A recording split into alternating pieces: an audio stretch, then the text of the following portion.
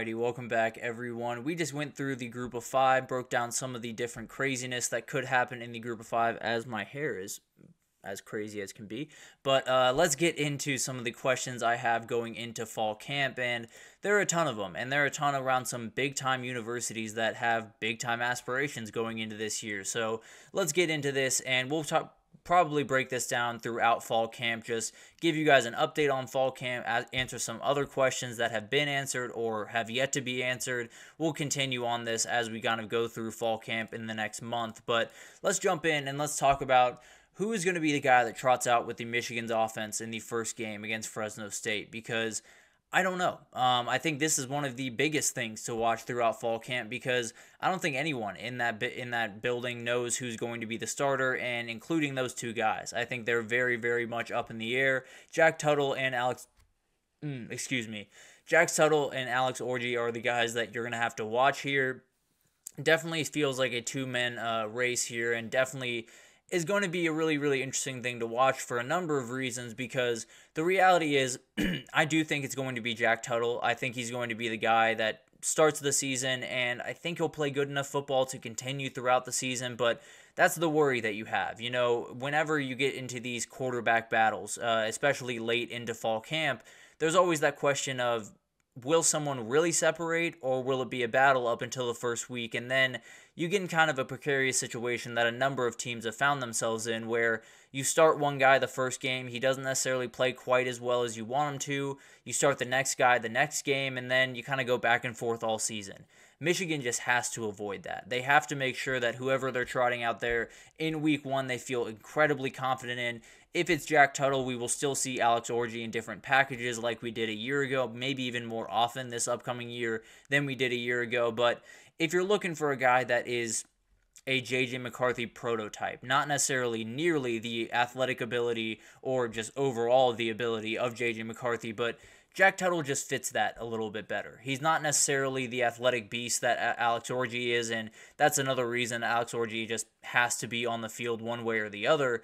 But I think when you're asking a guy to make all the throws, you're asking a guy to go through the progressions and just keep moving the ball down the field, especially in the pass game, I'd lean more towards Jack Tuttle. So I think it's going to be Jack Tuttle trotting out there in the first week, but overall, this is going to be a question that is going to leak into the season, and if they continue to go back and forth between these two guys, it's going to be a problem for Michigan. There's really no two ways about that. So whoever trots out there for week one, Michigan fans better hope that's the guy that trots out in week 10, because if it's not, then you might just have an issue on your hands. But overall, it's going to be awesome to watch that unfold, and while I think it's going to be Jack Tuttle, a lot can change in the next month. Oh, excuse me, I forgot I had one more. Florida State, the offense is the big question here. Is it where it needs to be to start the season? Because they start with two games in Georgia Tech and Boston College that necessarily shouldn't be too big of a problem, but if you don't see at least flashes from this offense in those games, you're going to have an issue on your hands. I'll just be totally honest with you. And the early returns from fall camp have been absolutely glowing. Everyone's saying this offense is running really efficiently, DJ hitting the spots that he needs to hit, and frankly, if that's the case, then these are your AC champions. It's going to be really, really hard to beat this team if this guy is executing at the level that he is definitely capable of. So I think you have other guys as well that have to show up really early on. Roydell Williams being probably the main among them at running back. Malik Benson absolutely is going to be huge. And then you have kind of a rebuilt offensive line in some ways. You brought in two guys from Richie Leonard from Florida. You brought in TJ Ferguson from Bama. Two very talented guys. There's no two ways about that. But definitely will be really interesting because they haven't necessarily played too much football, at least at a really high level. So it'll be really awesome to kind of watch this develop. And Mike Norvell and Alex Atkins, I think, are just going to have to be more dynamic this year. They're going to have to be a little bit more variable this year because I don't see a Keon Coleman or a Jordan Travis on this roster. I see a ton of really, really talented players, but ones that are going to need a little bit better of guardrails to make everything work, where Jordan Travis could have everything go wrong and still make a 20-yard gain. So I think that's the biggest difference between this team, and if they get rolling from the get-go, this is going to be a really, really tough team to stop, and DJ really does have a really high ceiling. So it can happen. I'm a little bit worried about it, but overall, it's going to be really, really interesting to watch just how everything's coming along in fall camp for that offense. And then we'll get around Texas. We'll talk about how Texas is gearing up for this upcoming season and how are the transfer wide receivers working out. It's been really, really good returns overall early on, but we're about to get into the real part of this season. We're about to get into the part where, you really separate guys. And frankly, I'm not too worried about the transfer wide receivers. I think Isaiah Bond is someone that probably needs to be a hit, but if you saw him at Bama a year ago, I'm not too worried about him being that. I think early returns on Silas Bolden have just been remarkably glowing, a really good route runner, someone they're definitely going to get plenty out of this year. Matthew Golding is someone that is going to have an impact on this team one way or the other. I think he fits kind of a role that they don't have a lot of people for. There's a lot of speedster on those teams that you need a big guy. And that's definitely one of those guys that'll do it. Ryan Wingo, another one. But I think he's going to improve this team, whether it's through the passing game or in the return game. They'll be more than fine. There's no two ways about that with those three guys. I feel pretty confident in that. And then outside of that, you have Jonte Cook, DeAndre Moore, Ryan Wingo, and more guys that are ready to make plays for this offense. So Texas has about 7 or 8 wide receivers that they could trot out there, and the rotation is going to be just fascinating to watch early on in the season. But then you have the back end, which is another big question to me. How are they going to be lining up? I think they have plenty of dudes to make pretty much any lineup work. But at the end of the day, I think their best lineup has Jahdae Barron playing that star role. And so there's a reality where he moves over to boundary corner and he plays a little bit more of a corner type role. And that would be an interesting development. It would not necessarily inspire a ton of confidence in the depth at that role with Gavin Holmes and with Javion Cole coming over from San Jose State. But overall, I think that's going to be one of the interesting things. Just how do they line up? Who is in which position and who's starting at the end of the day, because there's going to be enough rotation on that back end that you're going to see a number of different ones, but however they come out to start will definitely be really interesting.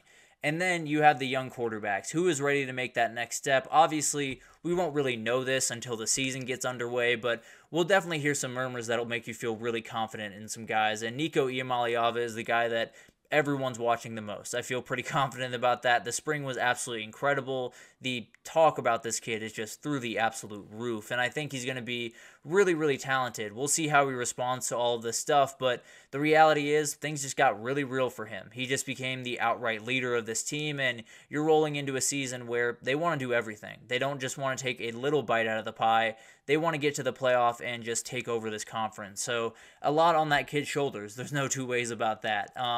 Then you have a kid like Jackson Arnold that I think is really, really talented, someone that can totally open things up for Oklahoma. Obviously, we've talked about this. It falls a little bit more on the offensive line than it does on him in my eyes, because this kid is really talented. He is ready to go. He can play the football that you need him to play. If the offensive line isn't great, he's not going to have an option. So I think he's one of those guys that absolutely can make some noise and just absolutely take over a conference, really, if I'm being totally honest with you. Maybe not 2024, but 2025, he's going to be someone you're just going to have to worry about every single week. But Connor Wegman is the other guy I'm watching, a little bit different just because he's already had playing time and everyone knew who he was going into this offseason. But overall, it's going to be really interesting to see how this guy kind of takes the bull by the horns, if you will. It'll be interesting to see kind of how he develops, and is he that outright leader of this team, or is he someone that is still kind of working his way into that role with the limited time he's had?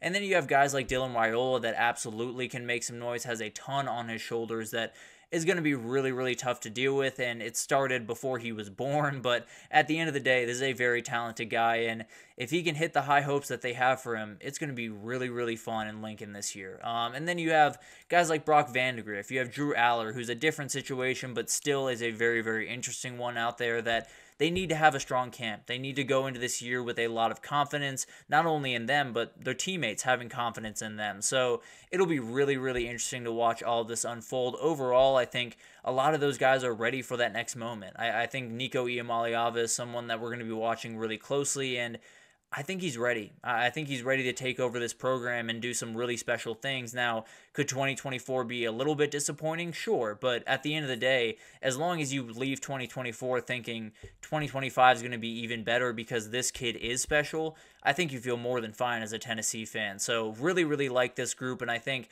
overall the fall camp questions are always really interesting and will define a lot of what happens during this college football season. But that'll do it for this edition of the GSMC College Football Podcast, brought to you by the GSMC Sports Network. Your support means a lot to us, so please remember to subscribe to the show, leave a positive review. It does make a huge difference. Also, follow us on Facebook, Twitter, TikTok, Instagram, every single social page you could possibly want for all the content you could possibly want. We have incredible people covering every single sport you could need, and we got you covered if you need anything in the world of sports. But really love doing my Big Ten predictions today. I'm sure there will be some people that are none too happy about them, but I'll be back with the SEC to make some other people mad. So we'll be back tomorrow. Definitely tune in for that. But thank you once again for listening, and I will see you guys tomorrow.